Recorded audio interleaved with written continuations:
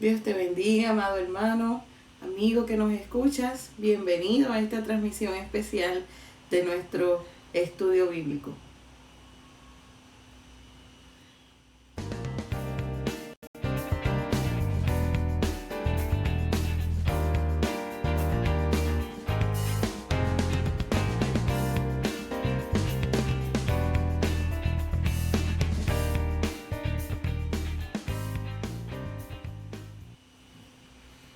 Dios te bendiga, hermano. Qué bendición poder estar con ustedes una vez más.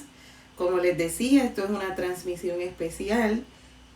No es nuestro horario usual, ¿verdad?, de transmisión de nuestro estudio, pero el pasado lunes 15 de febrero fue nuestro último estudio bíblico y en nuestra iglesia confrontamos una situación con el internet, de modo que el estudio no se pudo transmitir, y sabemos que hay hermanos que siguen nuestros estudios bíblicos, sabemos que hay hermanos que están pendientes, ¿verdad?, a la enseñanza de la palabra.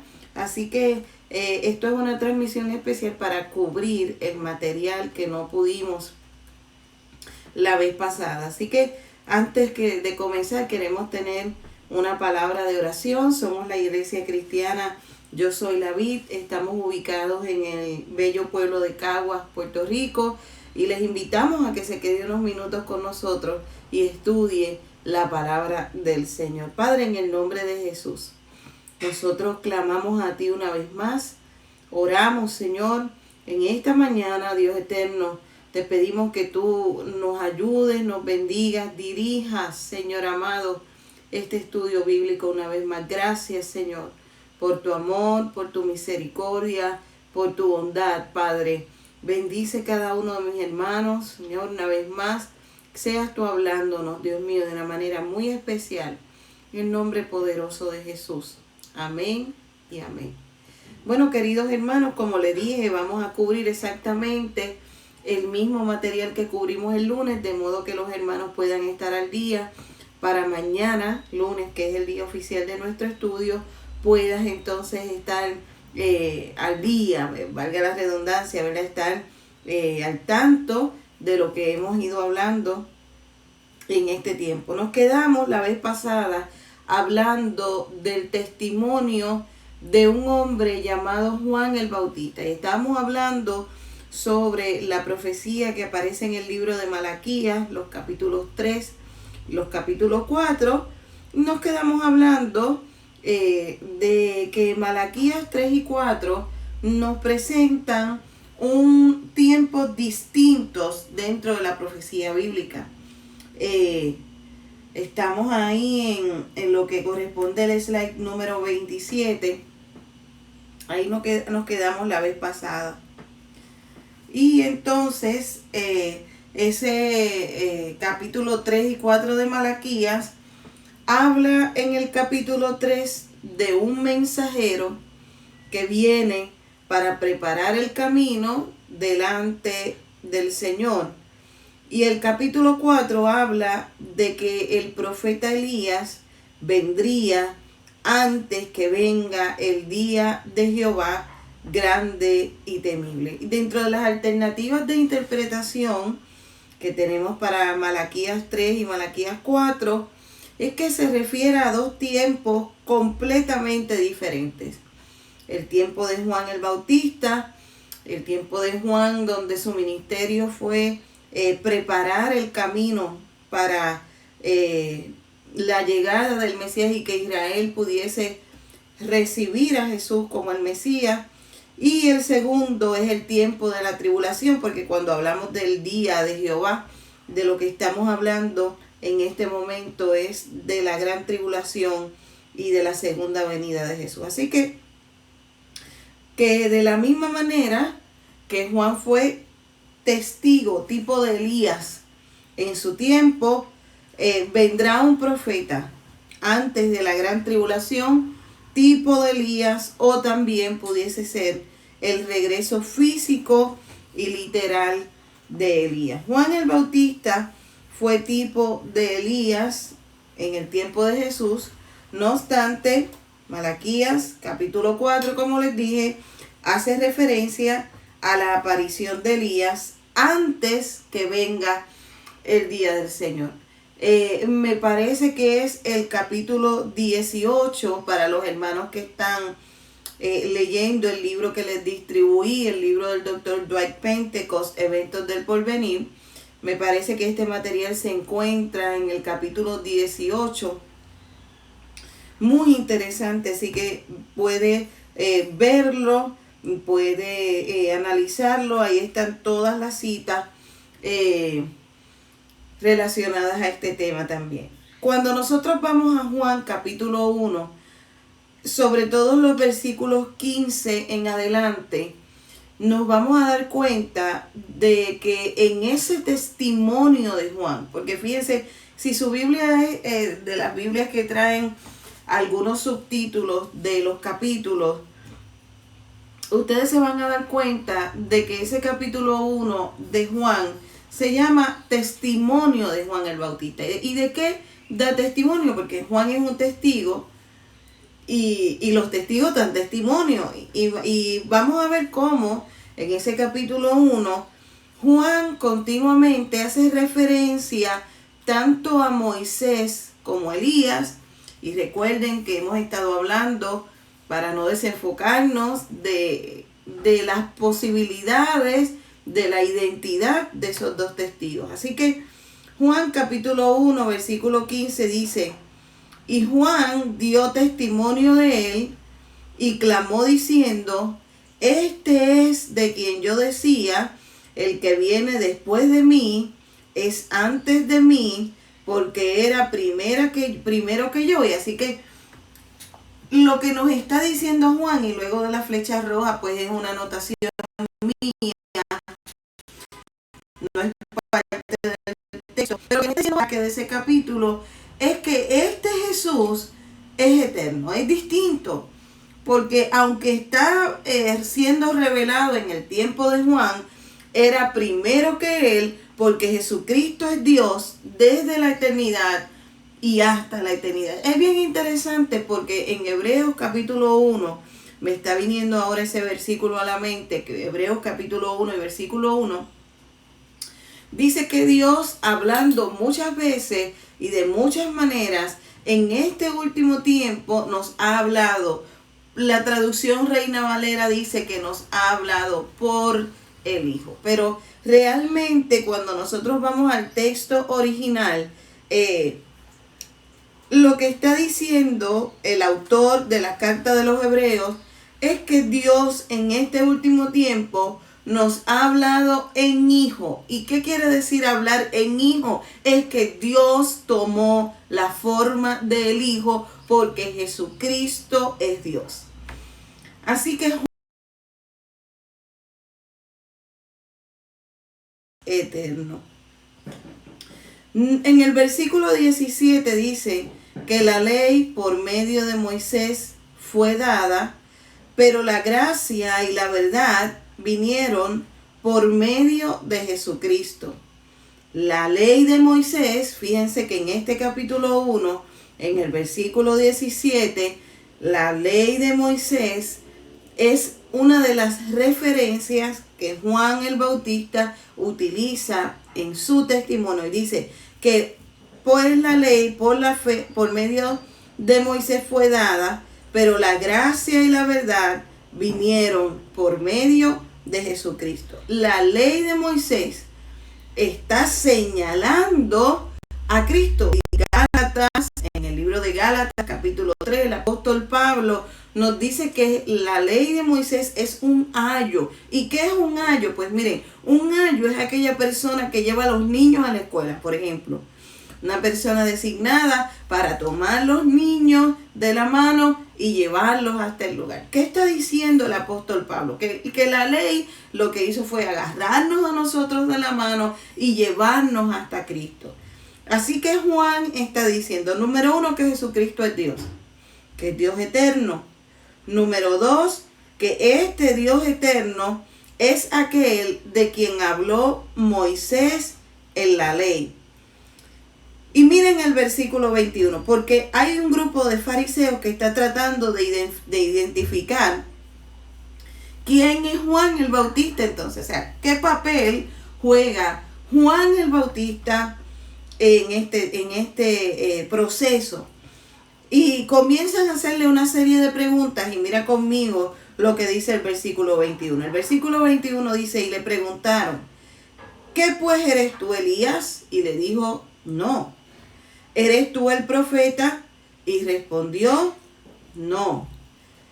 Así que Juan está diciendo que Cristo es el Mesías prometido, no él, Cristo es el Mesías prometido por medio de Moisés y de los profetas, representados en este caso con Elías, porque Elías para el pueblo de Israel es el mayor representante de los profetas. Así que Moisés y Elías eran fuentes proféticas, las fuentes proféticas más importantes para Israel.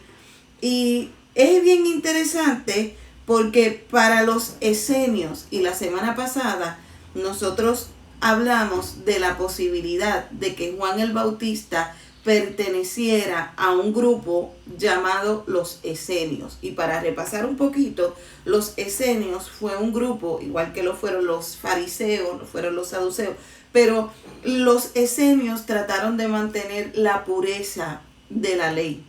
Y ellos, estando en desacuerdo con lo que eran los grupos farisaicos y el Sanedrín, se separan entonces y se van al desierto, al área de Qumran.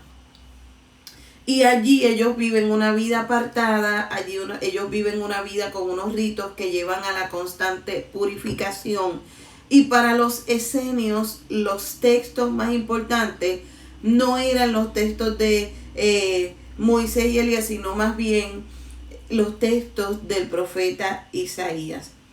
Por eso en el versículo 23, si vas conmigo ahí, todavía no hemos salido de ese capítulo 1, cuando Juan declara su identidad delante de estos que le preguntan, él dice: yo soy la voz que clama en el desierto, enderezad el camino del Señor, como dice el profeta Isaías. Y entonces nos puede causar un poco de confusión porque estamos hablando de que Malaquías habla de uno que viene a enderezar el camino del Mesías. Entonces,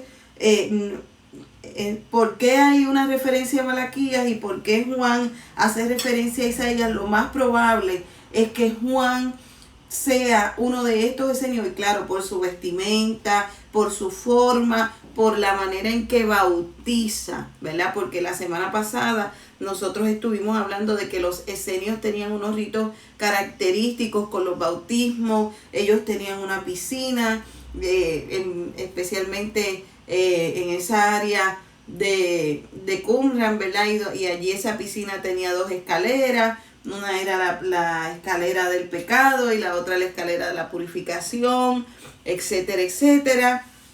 Sé que no Juan solamente venía bautizando y sumergiendo en agua, sino que era parte de ser un esenio este tipo de rito. Así que cuando Juan hace referencia al capítulo de Isaías, lo hace precisamente por esa razón. Yo quiero enseñarles a ustedes saben que a mí me gusta mucho la arqueología bíblica, me gustan mucho los lugares bíblicos, me gusta mucho toda esta información que va apareciendo, que confirma lo que dice la palabra, aunque no necesitamos que la palabra sea confirmada, porque la palabra de Dios es veraz, pero es bien interesante cuando todos estos datos arqueológicos aparecen y nosotros podemos tener una idea contundente de que la palabra del Señor está en lo cierto.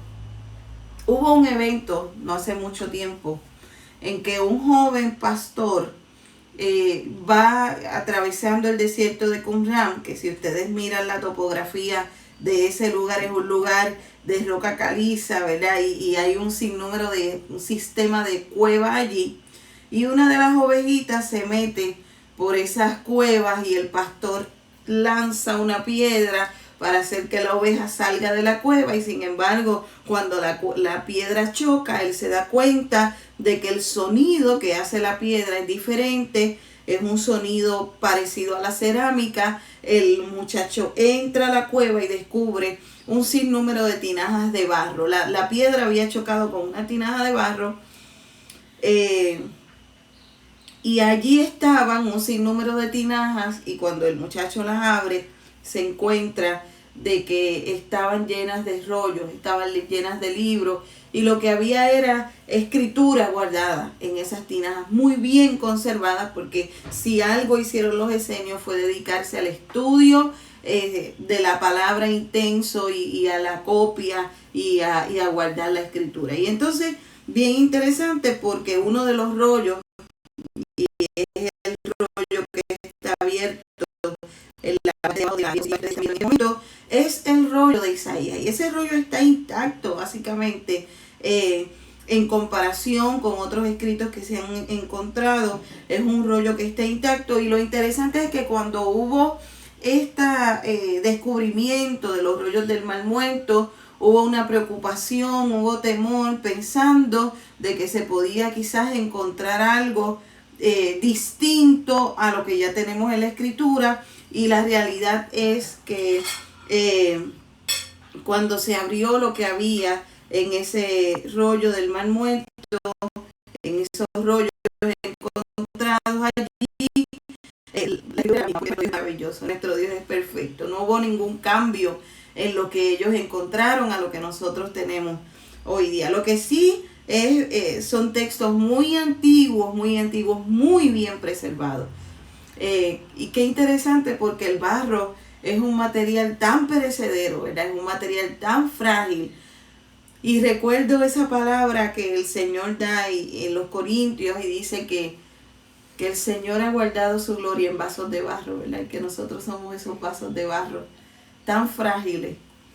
Pero cuando nos ponemos en las manos del Señor, el Señor nos llena de su gloria. Así que estos escritos fueron tan bien preservados, y yo les he traído un mapa para que más o menos ustedes vean dónde estaban ubicados los esenios,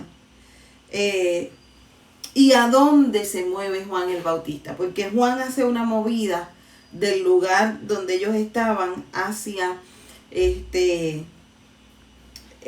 donde debía ser el cumplimiento de la palabra. Le decía a los hermanos la semana pasada en el estudio que los mapas que trae su Biblia son para usarlo.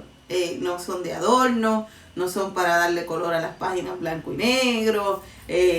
No, los mapas son un elemento importantísimo, al igual que la arqueología bíblica. De modo que usted, si analiza los mapas, pueden entender un sinnúmero de cosas. Así que mira los mapas.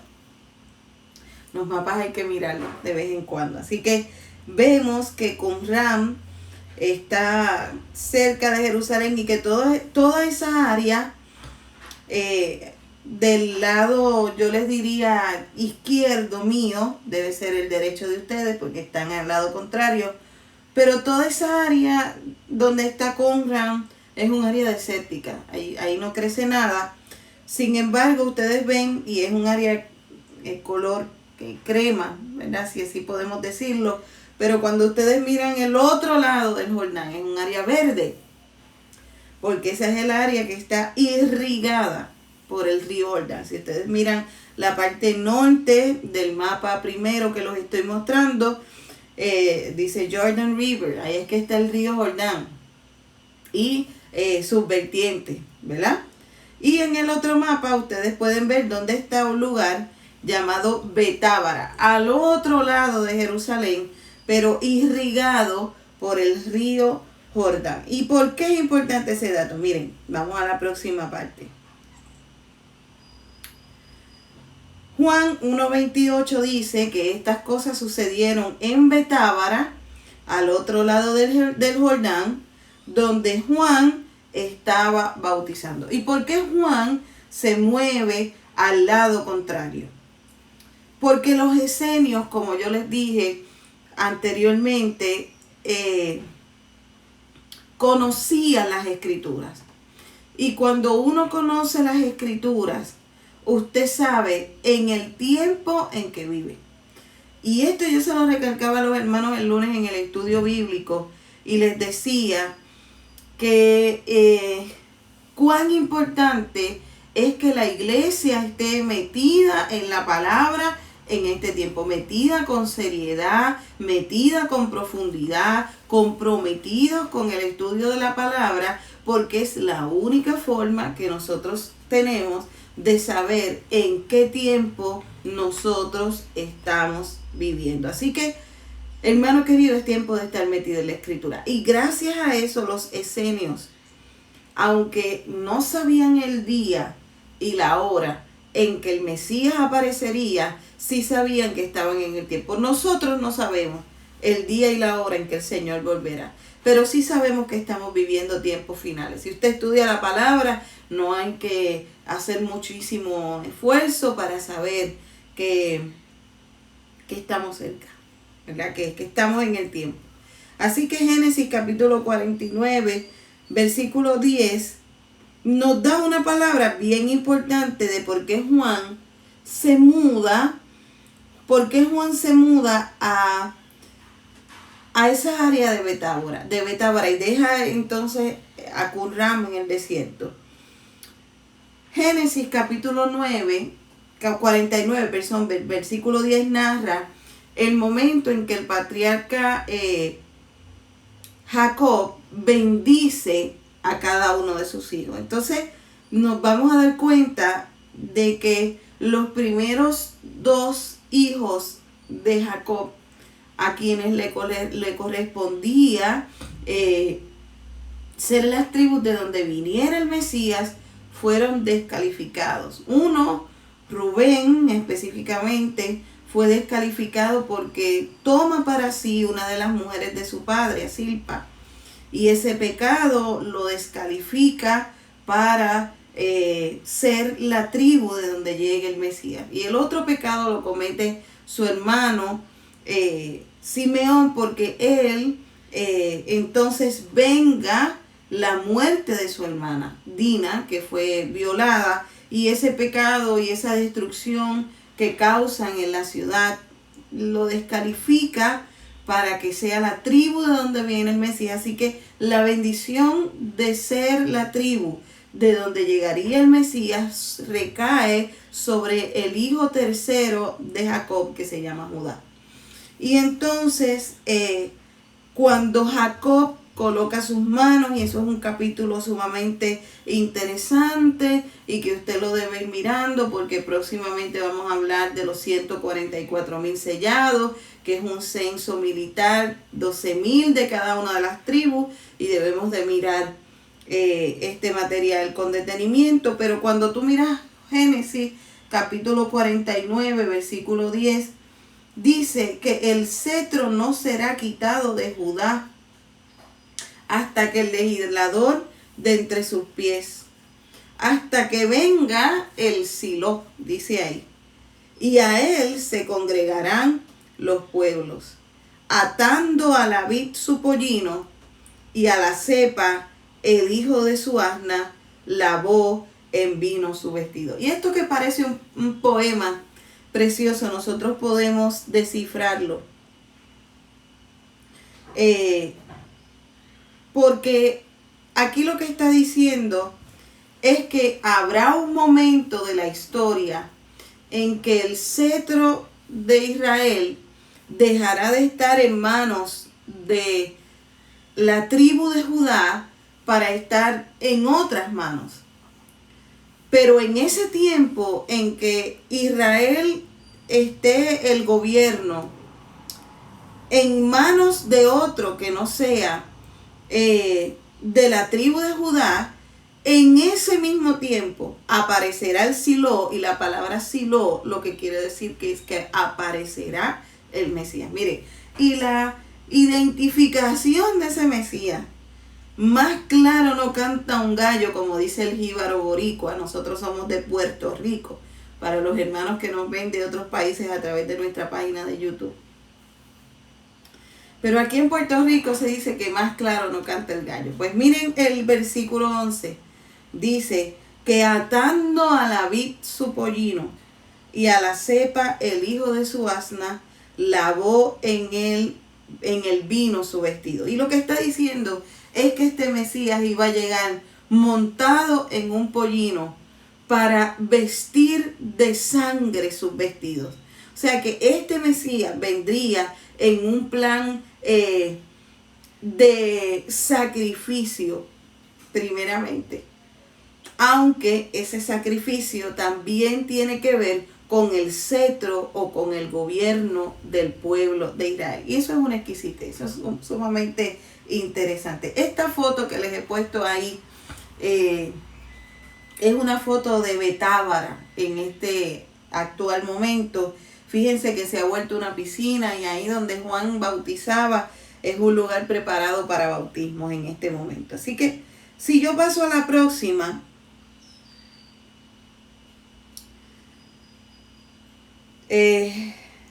me doy cuenta, y ahí tienen otro mapa que lo vamos a usar ya mismo, dice que el cetro de Judá no va a estar fuera de sus manos por mucho tiempo. ¿Y cuándo llegó ese momento? ¿Y por qué Juan sabía que estaban en el tiempo del cumplimiento de la llegada del Mesías? Miren,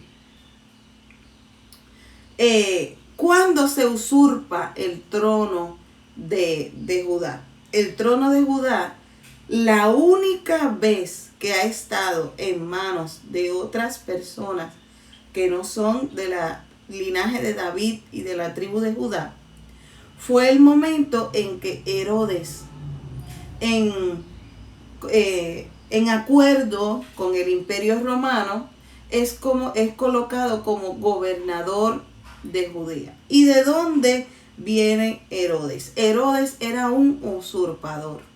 No era de Israel, no era de la tribu de David, mucho menos, porque Herodes era un descendiente de Edom, era un idumeo, y los idumeos eran descendientes de Esaú, el hermano gemelo de Jacob, que vendió su primogenitura. Y miren dónde se encontraba la región de Idumea, al sur de Judea.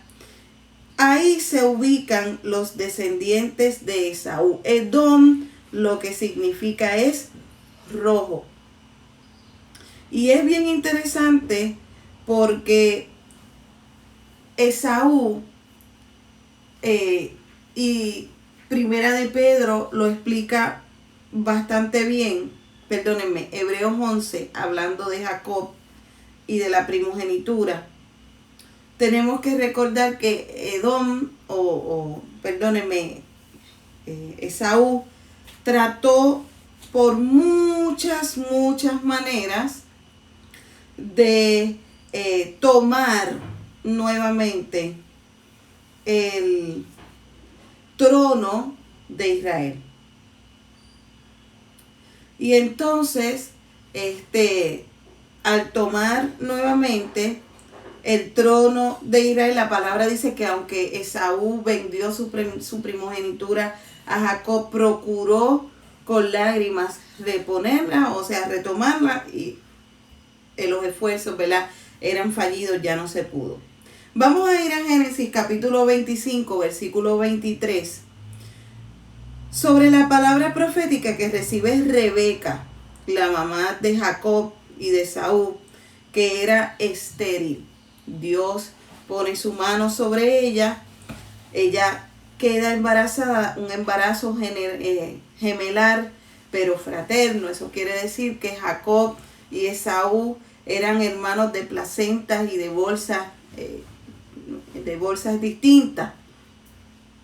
Y sus características eran distintas. Uno era lampiño, otro era velludo, uno era moreno, otro era pelirrojo. Así que eran dos hermanos muy diferentes, ¿verdad?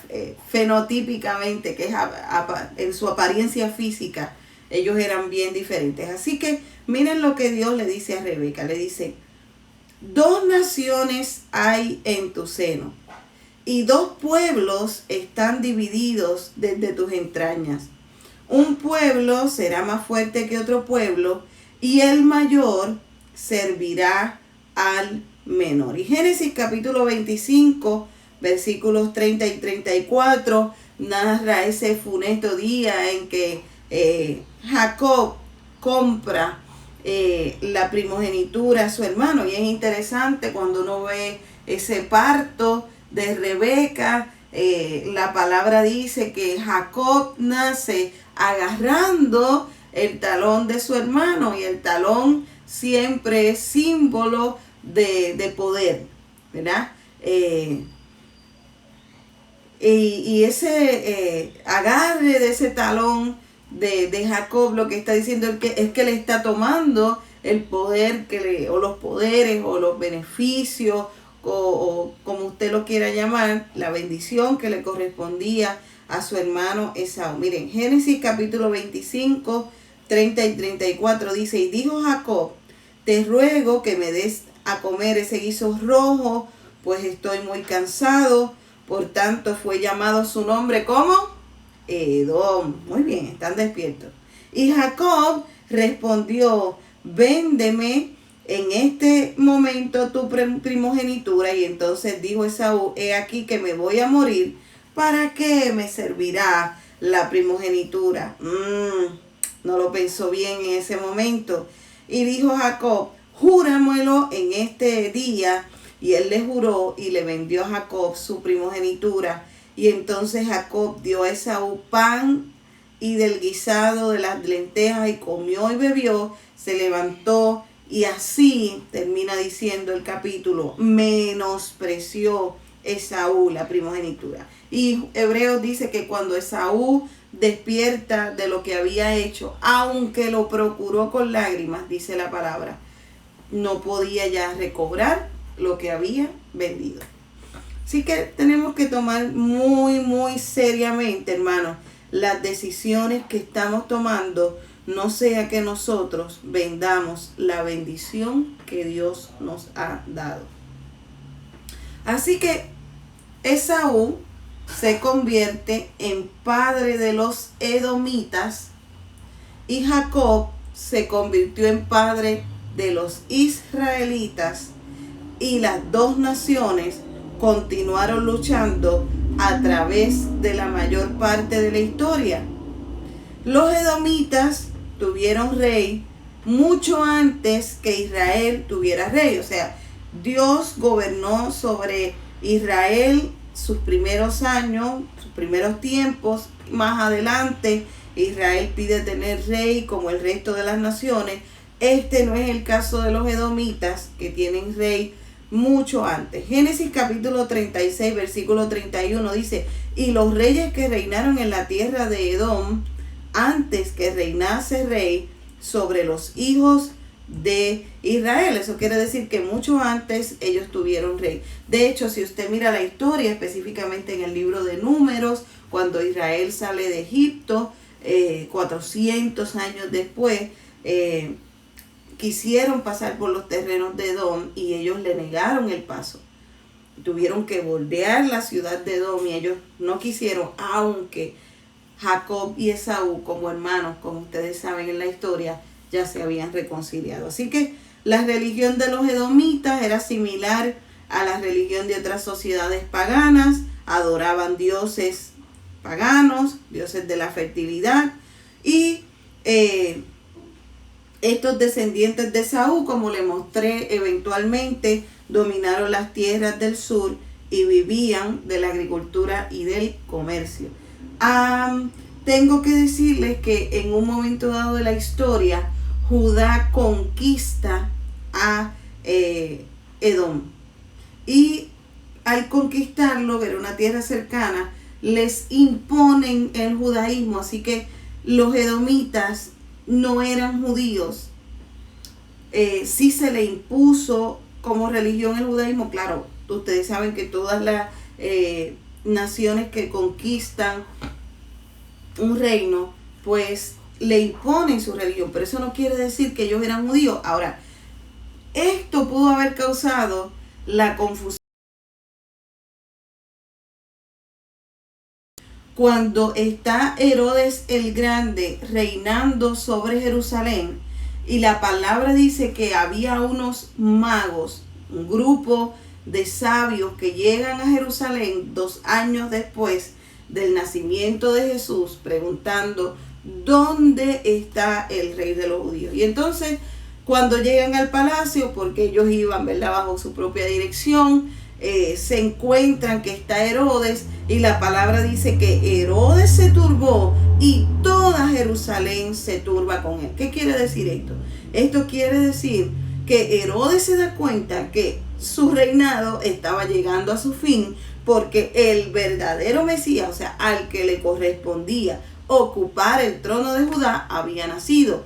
Así que él, en su intento por acabarlo, envía a matar a todos los niños varones de 2 años para abajo. Y si ustedes recuerdan, cuando los evangelistas describen este evento de que los niños mueren de 2 años para abajo, dicen es Raquel que llora a sus hijos. ¿Y quién era Raquel? Raquel era la esposa de Jacob. Interesante. ¿Y qué sucedió entonces? La palabra dice que no solamente en Mateo capítulo 2 se turbó Herodes, sino que toda Jerusalén con él, porque si Herodes se dio cuenta de que su tiempo de usurpar el trono se estaba terminando, Jerusalén se da cuenta de que en el trono había alguien que no era quien tenía que estar, y ellos habían colocado a alguien que no tenía que estar ahí. Así que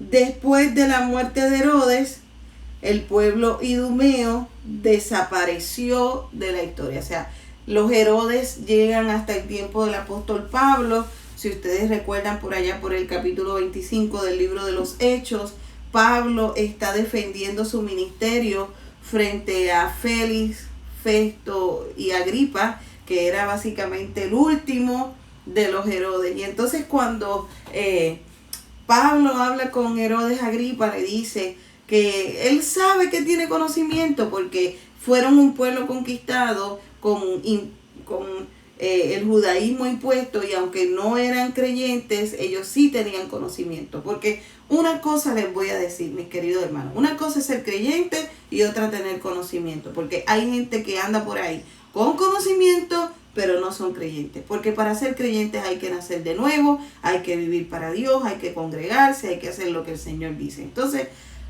esta gente, estos Herodes, tenían conocimiento por la religión impuesta, pero no eran creyentes. Y entonces Pablo le dice, tú crees en lo que han dicho los profetas, yo sé que tú crees, le dice Pablo. Y al final de la conversación, Agripa dice una frase muy famosa y le dice, por poco Pablo me persuades a ser cristiano. Así que Ezequiel capítulo 35 dice que Edom iba a desaparecer. Miren Ezequiel 35:15. ¿Cómo te alegraste sobre la herencia de la casa de Israel? Porque fue asolada. Así te digo a ti, asolado será el monte de Seir, y todo Edom, y todo él, y sabrán que yo soy Jehová. Así que a pesar de los constantes esfuerzos de Edom para gobernar sobre los judíos, la profecía de Dios a Rebeca se cumplió, y el hijo mayor sirvió al menor, y Israel demostró ser más fuerte que Edom. Qué interesante, mis queridos hermanos, porque entonces esta palabra es la que conocían los esenios, y es la que hace a Juan el Bautista moverse de lugar cuando llega el tiempo en que uno que no era de la tribu de Judá está en el gobierno, porque quien venía a derrocar a ese gobierno era el Mesías. Y entonces nosotros podemos entender mejor la pregunta de Juan el Bautista, ya preso antes de morir, cuando le dice al Señor, le envía a decir con un mensajero, Señor, ¿eres tú o esperamos a otro? Y el Señor con mucho cariño le contesta, mira Juan, dígale a Juan que los ciegos ven, que los cojos andan, y que a los pobres es predicado el evangelio. Así que, claro, a los pobres de espíritu. Y no se pierda esta tarde nuestro servicio a las 4:30, porque hoy es domingo, tenemos servicio presencial desde las 5 de la tarde y vamos a estar hablando de un poquito de lo que es ser pobre de espíritu, porque el Señor no vino solo a los pobres porque no tenían dinero, estamos hablando de gente pobre de espíritu. Así que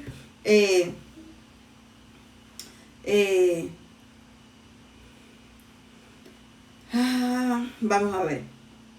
Juan el Bautista conocía esto, así que se mueve al lugar del cumplimiento de la escritura, del cumplimiento del lugar donde se va a cumplir esa escritura, donde se supone que va a aparecer el Mesías, y ellos esperaban un Mesías que tomara finalmente, nuevamente, el cetro de gobierno de Israel, y por eso están esperando un Mesías político que creara una revolución y pudiera tomar nuevamente ese cetro que estaba en manos de un usurpador. La profecía de Jacob sobre su hijo Judá decía que el trono de David, su descendiente, sería usurpado por un tiempo limitado por su mayor y único contrincante en ese momento, la descendencia de su hermano Esaú. Y durante el tiempo de esa usurpación aparecería el Silo, que es el Mesías, que aparecería sobre un pollino, que lavaría sus ropas en el vino, símbolo de sangre, y a partir del sacrificio del Silo, el trono de Judá sería eterno. Así que por eso nosotros podemos entender mejor Apocalipsis capítulo 5, versículo 5, donde dice aquí que el león de la tribu de Judá, la raíz y el linaje de David, ha vencido. Poderoso es el Señor. Y ahí nos vamos a quedar. Ahí nos vamos a quedar porque hasta ahí nosotros discutimos el pasado lunes en el estudio bíblico. Ya mañana, que es lunes, hoy es domingo 21 de febrero. Ya se nos está yendo febrero, hermano. Esto va bien rapidito este año. Así como el Señor ha dicho en su palabra que en el último tiempo los días iban a ser cortos, ¿verdad que sí? Pues eso es lo que estamos viendo, días cortos, el tiempo avanza y es necesario que este evangelio sea predicado. Mañana, si el Señor lo permite, nosotros vamos a estar trabajando sobre Enoc como uno de los posibles testigos en la gran tribulación, porque recuerden que aunque estamos tratando estos temas, no hemos salido de nuestro gran tema, que es la identidad de los dos testigos, y usamos estos temas para poder, como le decía yo a los hermanos el lunes pasado, ciertamente nosotros no esperamos estar aquí en la gran tribulación, no es de mucho interés para aquel que no se quiera quedar saber quién serán los dos testigos, pero nosotros aprovechamos este ejercicio para poder repasar asuntos importantes para nuestra vida cristiana. Así que mañana, durante el día de mañana, estaremos trabajando, si el Señor lo permite, sobre la identidad de Enoc como uno de los posibles testigos. Así que los espero esta tarde a las 4:30 comienzan los protocolos del lavado de mano, etcétera, en nuestro culto presencial, allí en nuestro templo. La iglesia se ubica en la esquina de la calle número 27, bien accesible, bien cómodo, bien fácil de llegar. Estamos allí en la esquina de la calle 27 del Residencial Bayró. En nuestra página de Facebook está la localización. Llegue para tener un tiempo de adoración. Estamos en momentos de buscar a Dios con mucha intensidad. Así que en esta tarde los espero. Vamos a hablar de lo que es ser pobre de espíritu. Así que nos gozamos y alegramos en el Señor. Vamos a tener una palabra de oración. Saludamos a todos esos hermanos que se conectan y hemos cumplido con esta asignación de ponerlos al día en el material del estudio bíblico pasado. Así que vamos a orar. Señor, adoramos tu nombre y bendecimos tu nombre. Dios, tú eres bueno y para siempre tu misericordia. Señor, y tu verdad por todas las generaciones. Te adoramos, te bendecimos y te exaltamos y te pedimos una bendición bien especial para cada uno de mis hermanos en este día. Señor, que esta palabra sea de bendición, de edificación para cada uno de nosotros. En el nombre de Jesús te damos las gracias. Amén. Un placer como siempre, mis amados hermanos. Dios les bendiga.